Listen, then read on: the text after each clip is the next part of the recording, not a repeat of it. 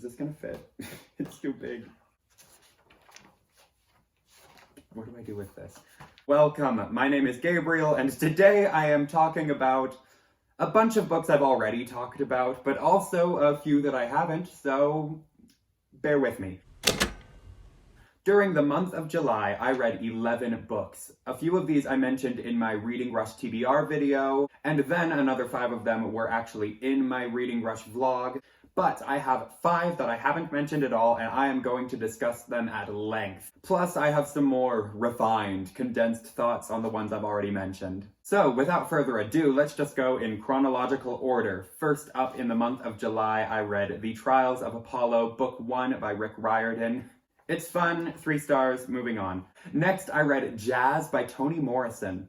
I really went into detail on this one at the end of my Reading Rush TBR video, so I'll keep this brief. The writing of this book is absolutely incredible. It is Toni Morrison at her best in terms of prose, but I just wanted a bit more plot. I think we had some really interesting characters with nothing to do, and also the story just went in all sorts of directions and I couldn't really keep up. I gave this 3 stars, but I do want to reread it because I think it is so new and experimental that a lot of the structuring just took me by surprise, and I want to give it another shot before I give it a definitive rating.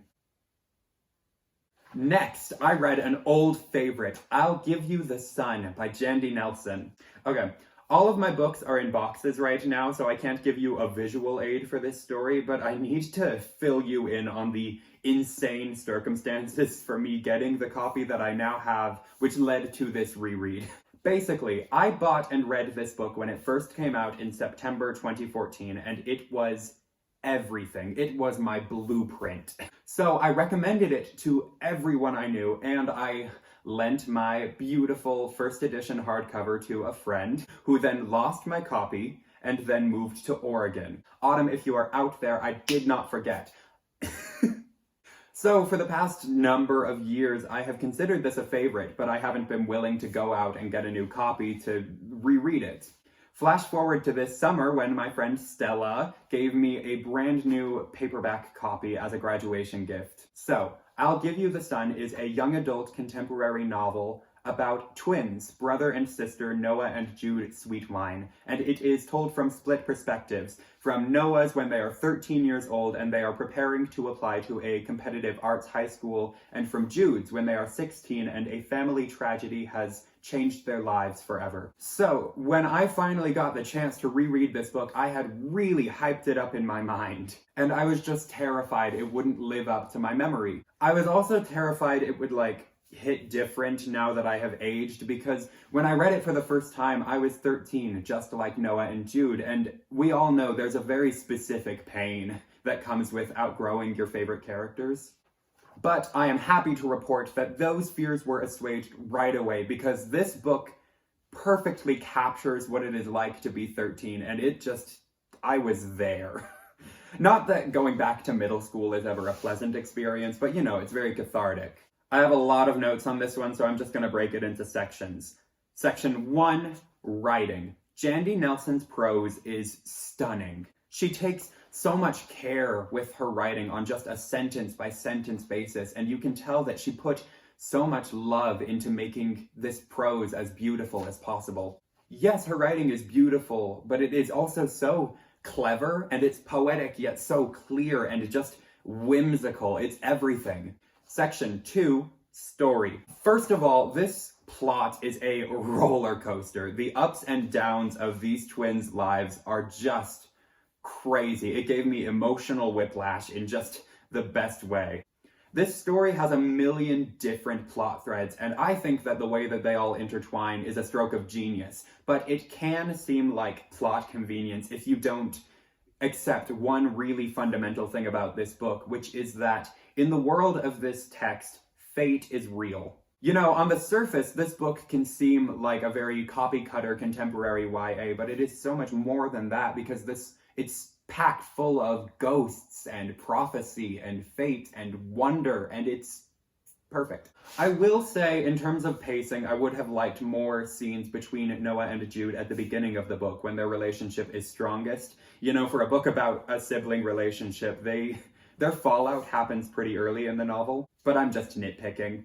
On that note, we have section 3, characters. Right away, I need to say how real these characters felt. Jandy Nelson clearly loves all of them, and she just took such care with crafting and intersecting their lives. The characters also came alive so readily for me because this book is so special to me. You know, Noah and Jude and Prophet the Parrot and Brian and Guillermo have been living in my head and in my heart rent-free since 2014. So coming back to this book just felt like coming home. But of course, in talking about the characters, we have to talk about the dialogue, which is largely very well done and not a problem for me at all, except for the teen speak. I've touched on this in other videos, but writing dialogue for teenagers is excruciatingly difficult because nothing ages faster than slang. And so the few times that Jandy Nelson really makes an effort to make these teenagers talk like teenagers in the age of the internet, the results can be a bit cringy. But I need to remind you guys that this book is kind of a period piece, and the time period it is portraying is 2014, which I think we can all agree was a different world. In some ways, we might say a better world, or at least a world which felt more hopeful. And hopeful is definitely the right word. Like I was saying earlier, this book is very whimsical and just tonally, it's extremely genuine and optimistic. You might even say it is earnest to a fault, and I'm afraid that we as a society might just be a little too cynical for it these days. But maybe that earnestness is refreshing, and it is exactly what we need right now. And this is all just a really long-winded way of me saying, Jandy Nelson, I forgive you for making your characters speak the phrase super hella freaking awesome. Moving on. I don't know why I'm giving such a passionate defense for this book. Like, it has won some major literary awards. It is hugely successful. Like, this is a very well-loved book.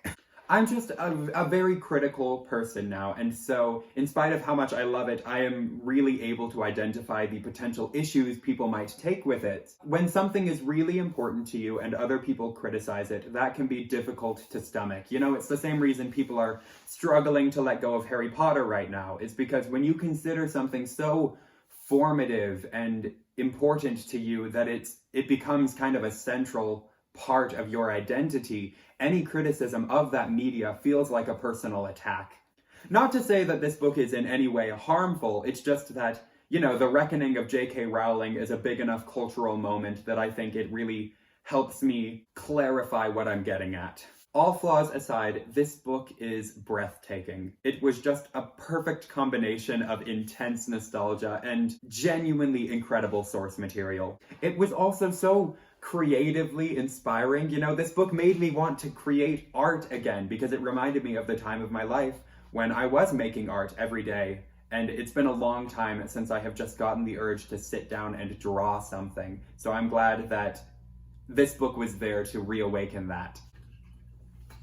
Where even was I? I'll Give You the Sun 5 stars.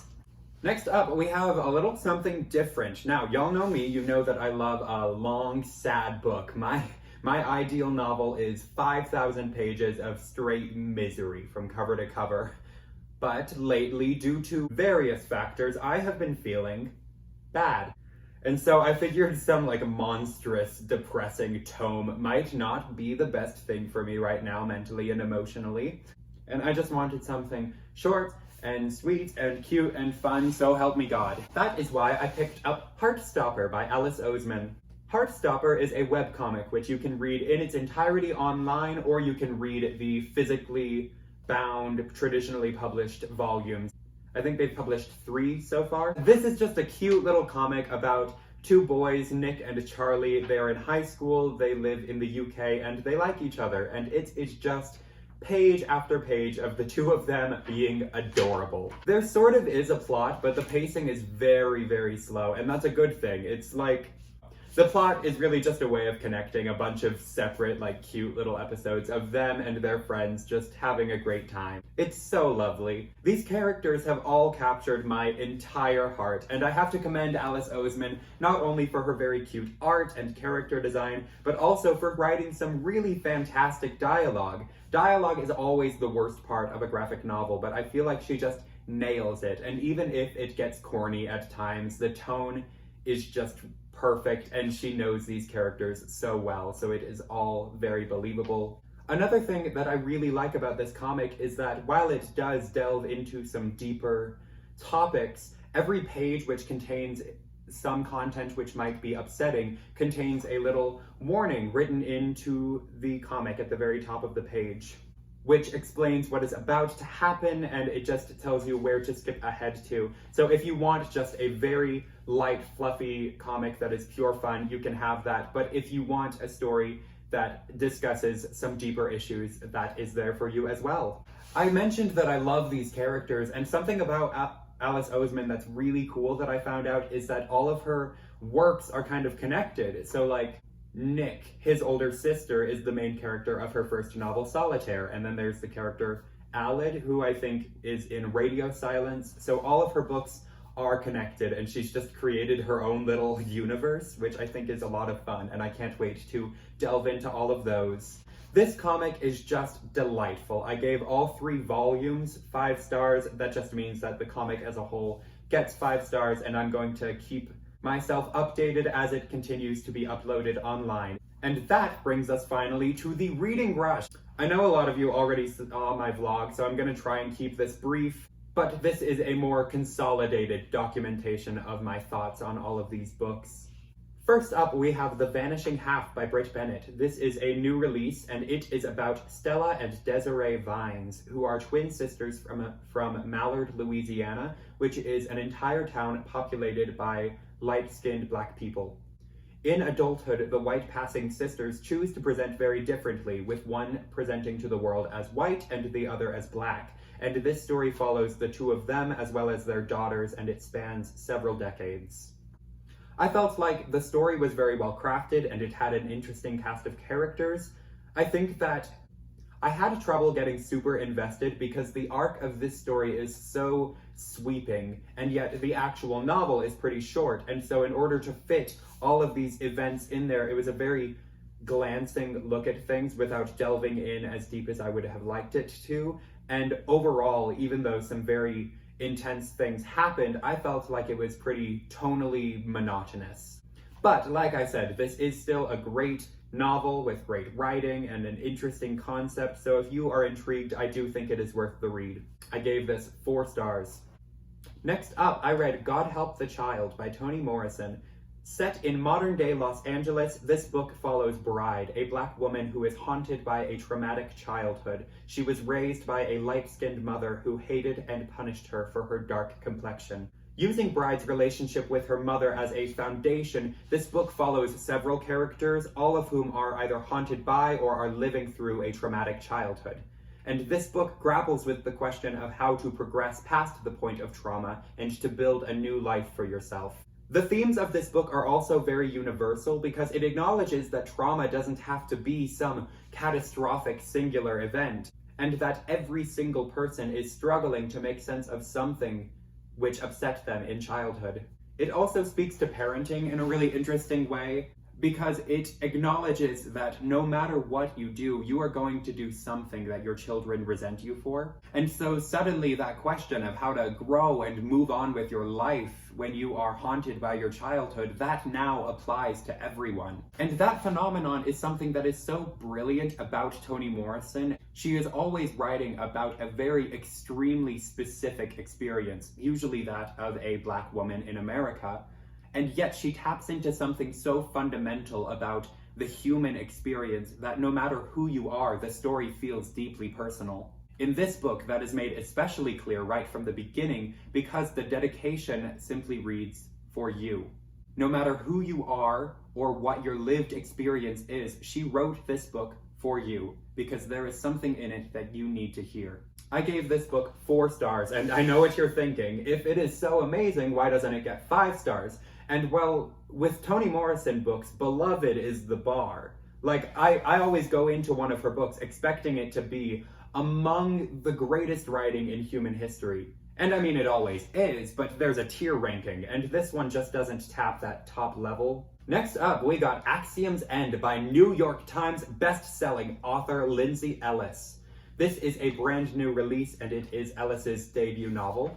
Set in Los Angeles at the tail end of the Bush administration, this book follows Cora, a young woman who, through her relationship with her fugitive conspiracy theorist father, finds herself entangled in the government cover-up of an alien invasion. This book is just pure fun, start to finish. It has some fantastic characters, both human and alien. This book is super enjoyable on its own if you are unfamiliar with Lindsay Ellis's YouTube content, but she has made some fantastic videos with cultural commentary, which I think definitely enrich the experience of reading this book.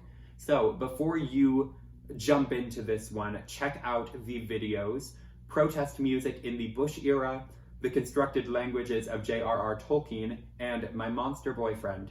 And just for fun, I'll tell you to watch the video How to Get a Book Deal in 10 Years or Less, where she details the publishing process and the specific journey that this book took from her mind out onto the shelves. I gave this 5 stars. I didn't engage with it on a super intellectual level, but it is a party. Just know that I loved it. It is a lot of fun. My only gripe is that I'm always annoyed whenever books use a ton of pop culture references. You know, I feel that they distract from the story and just make you think of other things that you like better. But I had to get over that with this book because it is very specifically a period piece for 2007, and so the pop culture references are a way of grounding it in that reality. Also, hating pop culture references in books is just pretentious, and I need to get over it. Next, I read The Deep by Rivers Solomon. This book is about a civilization of mermaids who are descended from pregnant African women who were thrown overboard from slave ships. The story centers on Yetu, the mermaid who has been chosen as the historian to hold all of the memories for this society because they feel that the history of their people is too traumatic for everyone to have access to at once. That's all that I really feel I can say without spoiling it, but it is so interesting because the concept alone was really what grabbed me, so I didn't expect the writing to floor me as much as it did, but Solomon has such a firm grasp on atmosphere and rhythm. My biggest problem is how short this book is. You know, it sets up this really fantastic world, but there's not much done with it.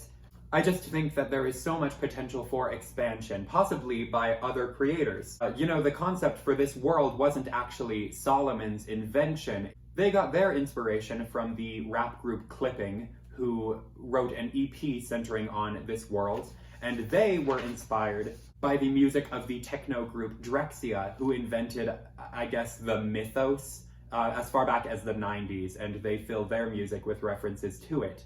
So I think that this is a fantastic addition to this mermaid mythos that has been created, and I hope that other artists continue to build upon it. So that was the last entire novel I finished for the reading rush. I gave it 4 stars.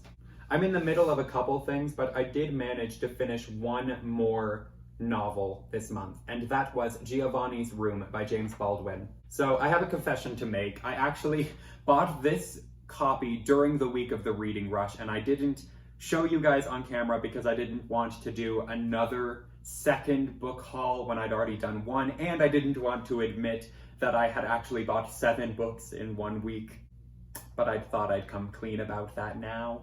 I'm gonna say a ton of stuff in this review that sounds like I'm spoiling the book, but the entire plot of the novel is told to you in the first 5 pages, so this is all fair game. Giovanni's Room is set in Paris in the 1950s, and it follows an affair between David, an American visiting Europe, whose girlfriend is away on a solo trip to Spain, and Giovanni, a young Italian bartender.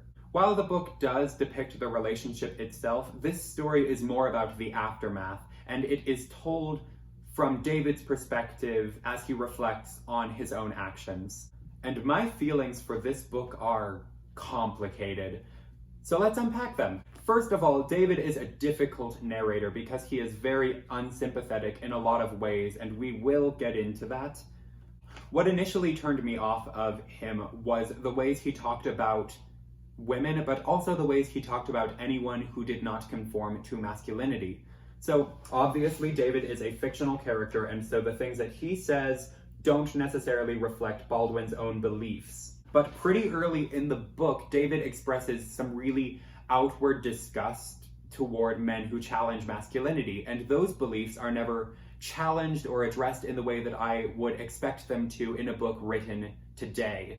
And I absolutely understand how at the time that this book was published, the middle of the 50s, that limited the ways in which this story could be told.